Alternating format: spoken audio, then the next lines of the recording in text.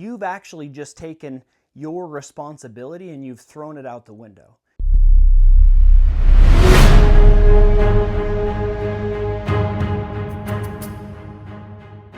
So before I get into what I carry every day, I just want to give a little context. And none of this is to brag, because there's a lot of guys out there that really know what they're doing and they're absolute experts in the field. I don't feel like I am. I'm just an everyday individual, but I want to give you some understanding of where my mindset comes from. So I spent about 10 years as a paramedic and a firefighter, and I worked as a SWAT medic.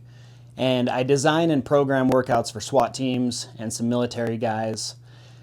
I try to work out multiple times a week. We own a CrossFit affiliate, so I lift, do functional type workouts, and program for other individuals. I also train Jiu-Jitsu. I try multiple times a week. It just kind of depends on the week. I compete in the tactical games and recently just started shooting USPA. So again, I'm absolutely not an expert that's going to go out and teach these individual things, but I do try to be prepared. So preparedness for me, it's not a hobby. It really is just part of my life. And as a husband and a father, I feel a great responsibility to be capable of protecting my friends and my family. And if I'm in a restaurant or a movie theater, it's all of those around me, just protecting from evil. I'm not trying to be a hero or anything. That's not it at all. I just want to know that I can be ready at any point with the tools that I've trained in. So anybody can go out and they can buy gear. You can go out and you can buy a lighter, and we're going to get into the lighter. And anyone can go out and they can buy a knife. You can. Anyone can go out and do it. Pretty much anyone can go out and buy a firearm.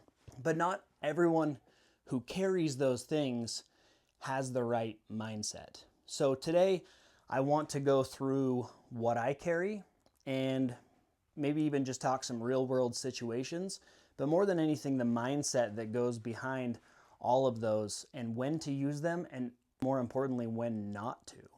So for me, everyday carry is not paranoia, it's preparation. It's just knowing that if something happens, whether it's big or small, I'm capable of handling it to my ability and also knowing my limitations. But carrying tools does not automatically make you capable. Training does. So everything that I carry, I train with. Now, obviously, there's not a lot of training that goes into a lighter, but you also have to know when it's okay to take it out and use it and when it's not. So let's just start simple. Let's start with the Zippo lighter. Most people see it as a small accessory. They're like, oh, you carry a lighter? You must be a smoker. Some people are. It's all good. So I might use this to light a fire if I'm outdoors, or I use it to heat shrink or melt ends of cords when I need to, or we're at a birthday party and someone's like, hey, I forgot the candles. So it's extremely practical, but who knows what could possibly happen. Just taking it to the absolute extreme, an EMP hits and you're driving your car and you've got to stay warm until you can get home. Maybe your car runs out of gas. I don't know. It could be so many different things, but this has been one of the most practical using. I use it, I don't know, let's say every other day. I end up using this for something. So there are times when I'm not going to touch it, where there's fumes. So this is where we got to get into when can and can't you use a lighter. You're probably not going to want to use this at a gas pump. You're not going to pull it out in an airport, but sometimes it's extremely useful and helpful. So even something simple like this can also teach discipline and common sense. When is it okay to use it and when is it okay not to? But it's really nice when you're just at a birthday party, someone forgets matches and you're prepared with something simple. Now, not to give a Tactical Citizen Apparel plug here, but this is a pretty sweet little Zippo. Tactical Citizen Apparel, branded. Anyways, if you can't be responsible with a lighter, you probably cannot be responsible with a knife or with a firearm. So the next one is the knife. So I carry a folder most of the time. Sometimes I carry a fixed blade. It just depends on what you're going to do. The reason why I like this knife, and I've made a video about it, this is the Emerson 6034.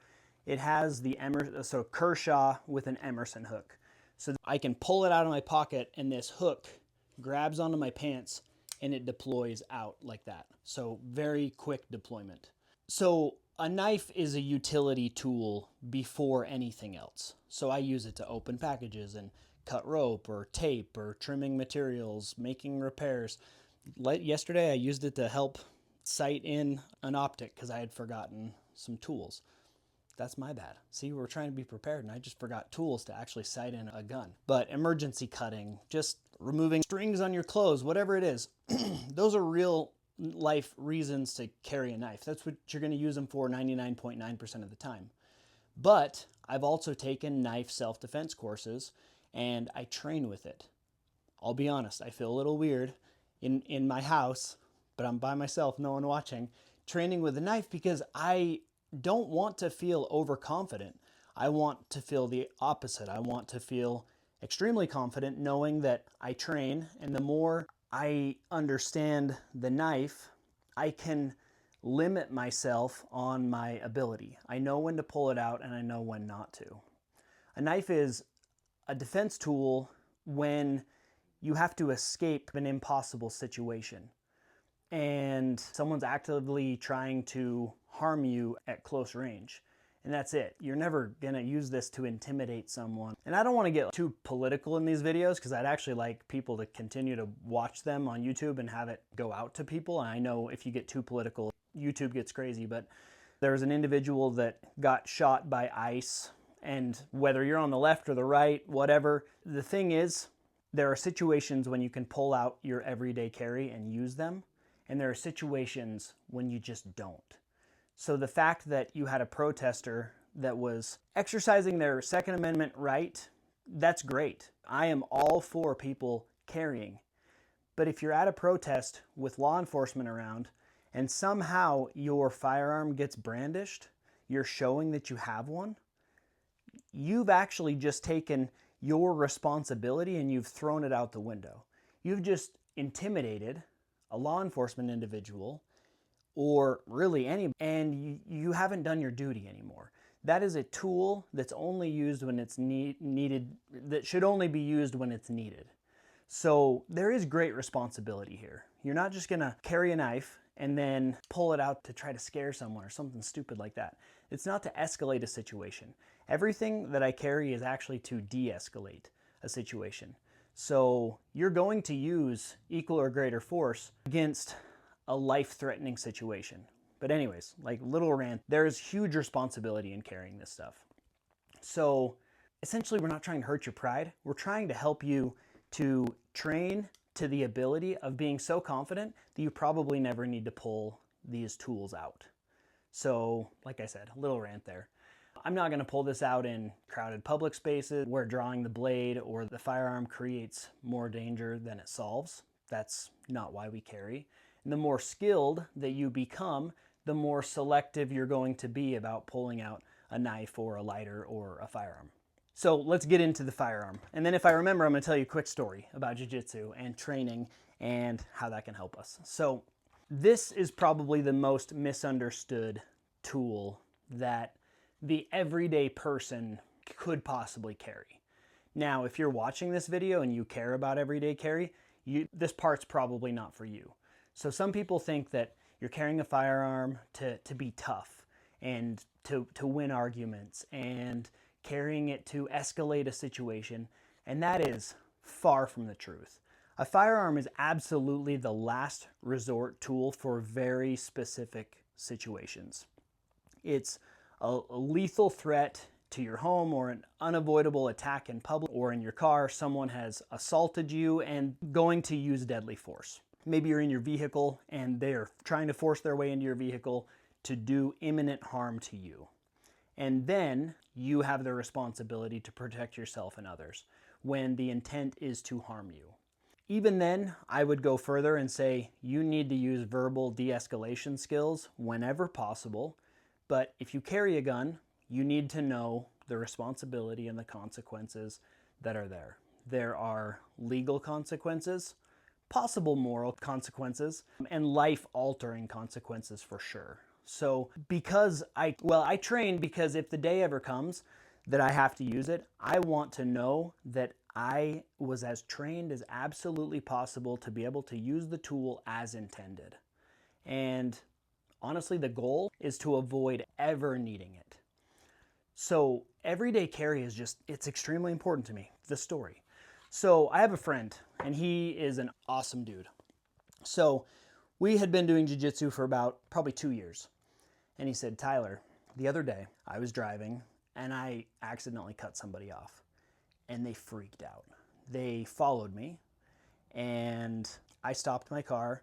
He got out of his car. He's like, I noticed there was nothing in his hands. But anyways, I got out, and he said, a couple of years ago, I would have tried to just beat the crap out of this guy. You're going to follow me. You're going to get out of your vehicle. He's like, but I knew that I could possibly beat the crap out of this guy. But instead, I was like, hey, bro, I am so sorry. I cut you off. I would be so mad if I were you. I am so sorry. And the guy was like, it's okay, man. Hey, we all do it. I was a little mad, but thank you. I appreciate it. Hey, have a good day. And he walks away. That's what confidence within these tools can do. So I'm a blue belt in jiu-jitsu. I don't really know jiu-jitsu. But at the same time, usually a blue belt could beat most untrained individuals. But I don't want to fight. I have the confidence now, a little bit, to where I know that I don't need to. I can de-escalate it. I can verbal jiu-jitsu. Hey man, I'm sorry. Getting into different situations, most of the time when stuff like this ends up being used, it's used in an egotistical way. We can let ego go out the window because the more that we train, the more that we know that we don't know anything. It's the Dunning-Kruger effect. So all of these tools I think are insanely important, but they have to be used correctly. We have to be the most trained, capable individuals that we can possibly be. And that's why in the beginning of the video, I said, I'm not an expert in any of these. You don't need to be an expert to carry these. And I would never say that because then nobody would be carrying them. But in your own life as an individual, you need to be as trained and capable as possible with each one of these tools so that you can just use them correctly. So the person matters behind the tool. It's the mindset behind it. There's responsibility, there is restraint, there is training, there is situational awareness, and understanding your own limit is one of the most important parts. We don't want to pretend that we don't have any limits because we most definitely do. Even trained Delta Force, they have limits. Their limits are pretty high. But what this means is that carry mindset comes first and the tools come second. So if you carry anything, so it could be a lighter, a blade, a firearm, you need to train with it, respect it, and understand it, and carry it with purpose. So that's kind of the mindset video, but then I also said that I would tell you what I carry. So back to the Zippo lighter. The reason why I choose Zippo is because I can just take this out, put some lighter fluid in, boom, it's back, it's good to go. Really no maintenance on it. It's just quick and easy as long as you make sure that it's full.